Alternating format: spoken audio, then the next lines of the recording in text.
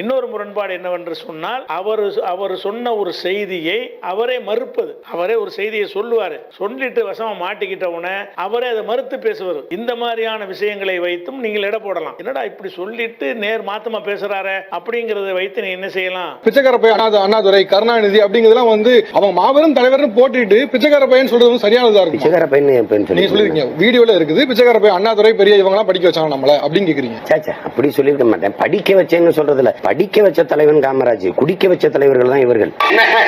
நாங்க எப்பேற்பட்ட ஆளுநருடைய பிள்ளை இல்ல, பிச்சைக்கார பிள்ளை இல்ல. அண்ணாதுரை கருணாநிதி எம்ஜிஆர் ஜெயலலிதா பார்த்து வந்தவங்க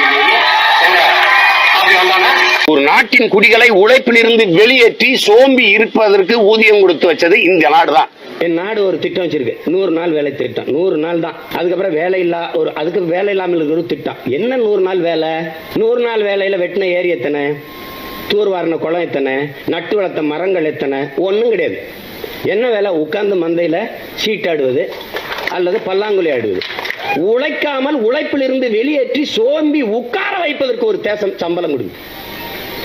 அங்க வேளாண்மைக்கு எங்க ஆத்தால பொண்ணு விளைஞ்ச கத்தரிக்காயை பறிக்க, தக்காளியை பறிக்க ஆள் இல்லாம தவிச்சிட்டு இருக்கான்.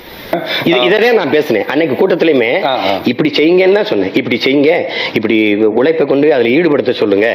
வயது முதிர்ந்தவர்கள்லாம் அதுல அவங்களெல்லாம் நான் ஒன்னும் சொல்லல. முதியோர் ஊக்கத்தொகை கொடுத்த மாதிரி இருக்க வச்சு ஊக்கத்தொகை கொடுத்துருங்க. அவங்களை உழைப்பு வேர்வையில் உழைக்க விடாதீங்க. 50 வயசு 55 வயசு உள்ள இருக்கிறவங்களை அவரே ஒரு செய்தியை சொல்லுவாரு, சொல்லிட்டு வசமா மாட்டிக்கிட்ட உடனே அவரே அதை மறுத்து பேசுவார்.